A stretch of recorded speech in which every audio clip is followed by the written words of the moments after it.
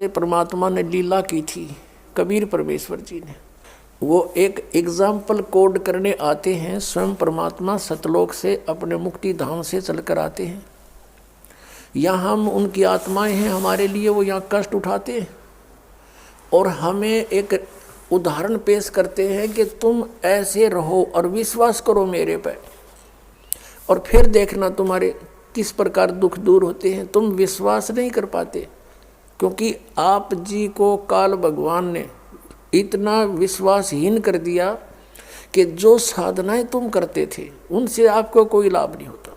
तो इसलिए दृढ़ता नहीं आती, लेकिन आत्मा चाह भगवान की त्यागती नहीं। आप लगे भी रहते हो, लाभ कुछ होता भी नहीं, इसलिए आप में दृढ़ता नहीं आती।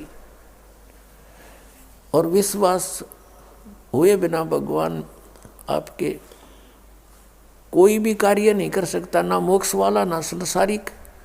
तो विश्वास करने के लिए हमने परमात्मा के वचन पर रुकना होगा। अब क्या बताते हैं, जैसे परमात्मा कबीर जी सतलोक से चलकर आए, काशी शहर के बाहर बने एक जंगल में एक लहर तारा तालाब था।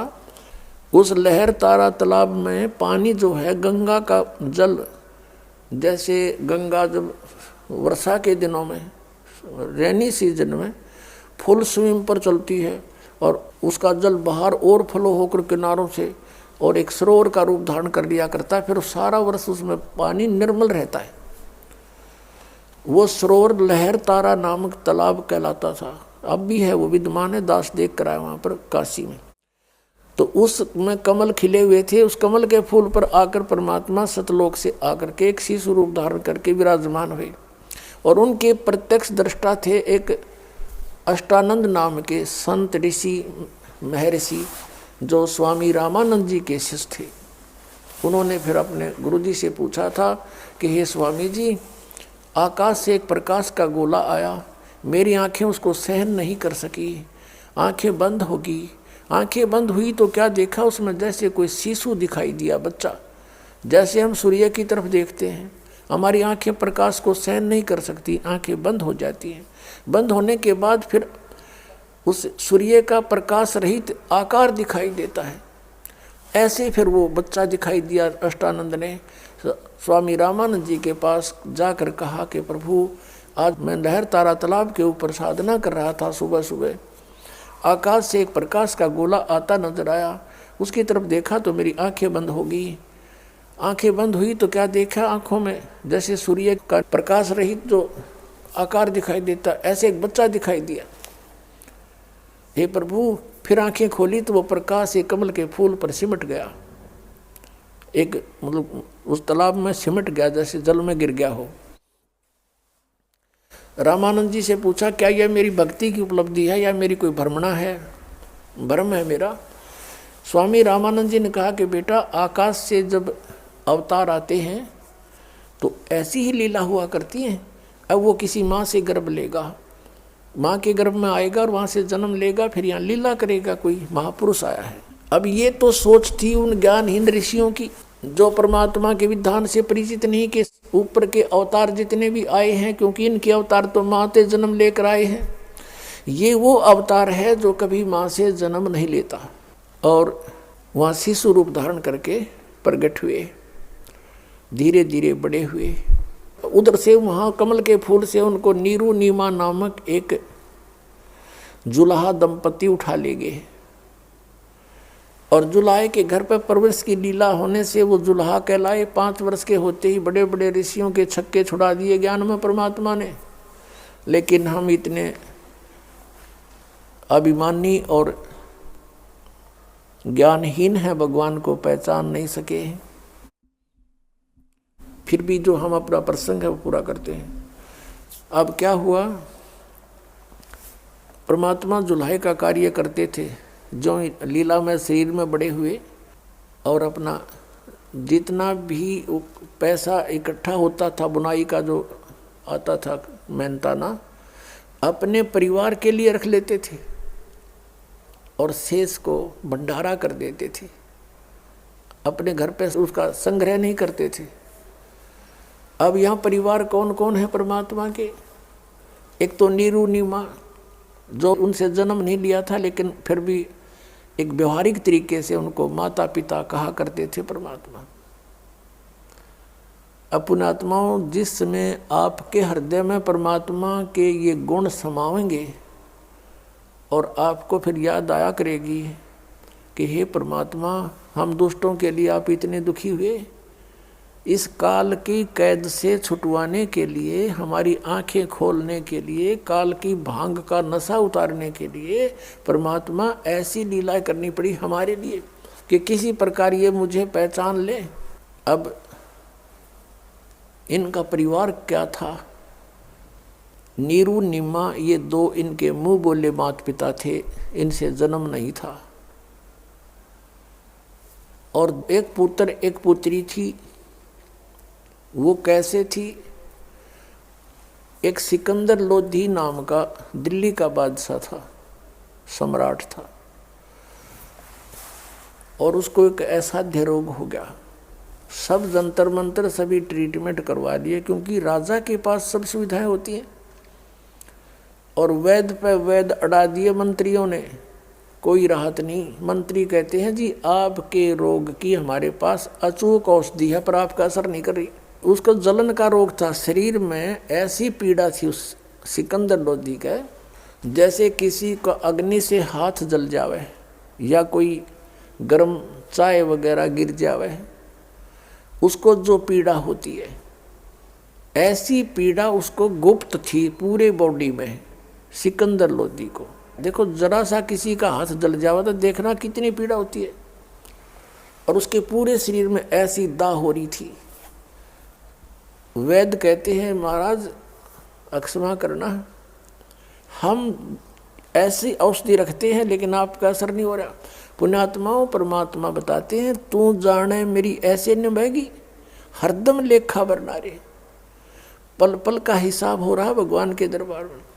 अब ये क्या अत्याचार करता था, जबरदस्ती हिंदुओं को मुसलमान बनाता था, कोई नहीं बनना चाहता था कत्ले आम करवा देता था। अब परमात्मा के मार्ग में जबरदस्ती नहीं चलती, ज्ञान दो। यदि मुसलमानों का ज्ञान हिंदुओं को पसंद है तो ग्रहण कर लें, और यदि हिंदुओं का मुसलमानों को पसंद है तो वो ज्ञान से ही एक दूसरे के धर्म में आ सकते हैं, बाई फोर्स नहीं। अब दूसरा कारण ये था मुसलमानों का, उनकी सोच थी, उनका उद्देश्य बुरा नहीं था। हमारे दोनों धर्मों के अज्ञानी गुरुओं ने हमें लड़ा मारा बेमतलब, बिना किसी उद्देश्य को गुमराह करके। अब मुसलमानों का उद्देश्य ये था कि हमारे हजरत मोहम्मद जी को परमात्मा मिले हैं, और परमात्मा ने उनको जो ज्ञान दिया उन्होंने हमें बताया कि अन्य देवताओं की पूजा नहीं करनी चाहिए। मुसलमान कहते हैं हमारे हजरत मोहम्मद ने कहा है, और खुदा का आदेश है, और अन्य उनकी पूजा करते हैं तो वो काफिर हैं। देवी देवताओं की जो पूजा करते हैं फरिश्तों की, वो काफिर हैं, और उनसे उनको कोई लाभ नहीं होना, उनका जीवन नष्ट हो जाएगा। इस उद्देश्य से वो हिंदुओं को मुसलमान बनाते थे, और मुसलमान बनाने का उन्हें के शौक था। बताओ उनका कौन से वो मुसलमानों के वो जा करके उनकी नौकरी करते थे, वो अपना केवल वे ऑफ वर्शिप बदलते थे। उनका उद्देश्य ये था कि ये जीवन नाश करें हिंदू समाज के, और हमारा मार्ग सबसे श्रेष्ठ है, इसमें आने से इनका कल्याण हो जाएगा, इसलिए करते थे। फिर वो एक परंपरा पड़ गई, फिर ज़बरदस्ती बनाने लगे। ये उनका ज़बरदस्ती वाला मार्ग था, यूँ गलत था, उनकी आत्मा रोती थी। अब हिंदू समाज मांस नहीं खाता, मुसलमान मांस खिलावे, कोई बात है यार? मुसलमान धर्म में मांस नहीं खाते थे, हजरत मोहम्मद जी ने कभी मांस नहीं खाया, और ना ही 1,80,000 हजरत मोहम्मद जी के अनुयायी मुसलमान बने थे, उनने टच किया मांस। मांस खाओ भगत कैसे हो सकता है? किसी जीव हिंसा करने वाला भगत कहने में भी शर्म आनी चाहिए उसको। अब कहते नबी मोहम्मद नमस्कार है, राम रसूल का आया, 1,80,000 को सौगंध जिन नहीं कर चलाया।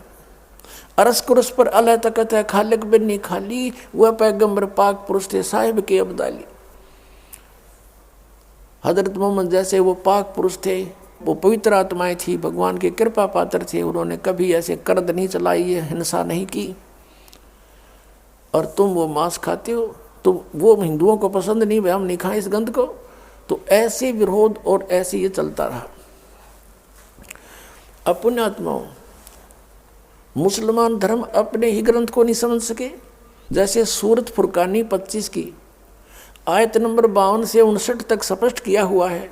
ये मुसलमान धर्म के अनुयायी ये मानते हैं कि जिस अल्लाह ने हज़रत मोहम्मद जी को कुरान शरीफ का ज्ञान दिया वो सुप्रीम पावर है और वो हमारा भगवान है, हमारा अल्लाह है। अब उनका अल्लाह, मुसलमानों का अल्लाह अपने पैगंबर हज़रत मोहम्मद को कह रहा है कि ए पैगंबर, तो इन काफिरों का कहा ना मानना। उसमें हिंदुओं को काफिर नहीं कहा, उसमें जो अन्य समाज था वहाँ का, और वो अन्य देवी देवताओं की पूजा करता था, हज़रत मोहम्मद की बात पर विश्वास नहीं करता था कि इनकी पूजा छोड़ दो तुम। तो क्या कह रहा है वो हज़रत मोहम्मद का खुदा ये काल है, ज्योत निरंजन है, ये गुप्त रहकर आकाशवाणी करता है या किसी के अंदर प्रवेश करके बोलता है। तो वो कह रहा है कि तू इन काफिरों का कहा ना मानना, ये तो इस बात पर विश्वास नहीं करते, तू इनकी बात मत मानना और मैं जो तुझे कह रहा हूँ इस पर विश्वास करना। इस कबीर नामक एक परमात्मा है, सबसे बड़ा भगवान। ये कबीर को बड़ा कहने लगे, सुप्रीम पावर को, उसका नाम है कबीर। अब वो बड़ा कहो चाहे छोटा कहो, सुप्रीम पावर, सबसे सर्वशक्तिवान परमात्मा कबीर है, कबीर है। अल्लाहु अकबर, अल्लाह माने कबीर भगवान, हम कबीर साहब के हैं, वेदों में कबीर देव लिखा है। और ये कबीर नामक अल्लाह वो है, कुरान शरीफ का ज्ञान दाता कह रहा है कि ये कबीर अल्लाह है, ये सुप्रीम पावर है, ये सबसे बड़ा मालिक है, सब दुख नाशक है, पाप का नाश कर सकता है, मोक्षदायक है। और इस मेरे इन वचनों पर, कुरान शरीफ की दलीलों पर तो विश्वास करना और इन अनकाफरों की बातों में मत आना, कहीं मेरे मार्ग को छोड़ ना देना। और ये कबीर नामक अल्लाह वही है जिसने 6 दिन में सृष्टि रची और 7वें दिन तख्त पर जा बैठे। और उसकी खबर किसी बाखबर से पूछ देखो, बताओ। अब कुरान शरीफ का ज्ञान दाता भी उस परम शक्ति से, कबीर नामक अल्लाह से अपरिचित है, तो कुरान शरीफ का ज्ञान कंप्लीट कैसे हो गया? इन्होंने किस आधार से ये कहा कि हम सही पूजा कर रहे हैं, ये हिंदू गलत कर रहे हैं? इनका आधार गलत था। अब वो जब तक वो तत्वदर्शी बा खबर नहीं मिल लगा तो वो ज्ञान भी व्यर्थ है जो काल ने आपको दिया, क्योंकि वो कहता उससे पूछो तो आपकी साधना व्यर्थ हुई। तो अब वो बाखबर ये दास है और परमात्मा का भेजा हुआ कुत्ता है, आप धनियों के लिए भौंक रहा है। अब भी कोई नहीं जागेगा तो उसका नाश हो जाएगा भक्ति का, उसका जीवन नष्ट हो जाएगा। जैसे कुत्ता भौंकता है, उसको आभास हो जाता है कि कोई चोर उचक्का आसपास घूम रहा है, और समझदार व्यक्ति को चाहिए कि तुरंत जागे और देखे भी कुत्ता क्यों भौंका, अपने धन को संभाले, आसपास झांके, तो जिससे वह बला टल जाती है, वो चोर निकल जाता है कि यहाँ तो जाग गए हैं भाई। तो ये दास आपको जगा रहा है, परमात्मा ने भेजा है। और अब आप धनी हो, इस धन को संभालो जो मनुष्य जीवन का धन आपको श्वास की पूंजी मिली है, इसको लेखे लाओ। ये बर्बाद हो रहा है, नष्ट हो रहा है, गलत साधनाओं से व्यर्थ हो रहा है।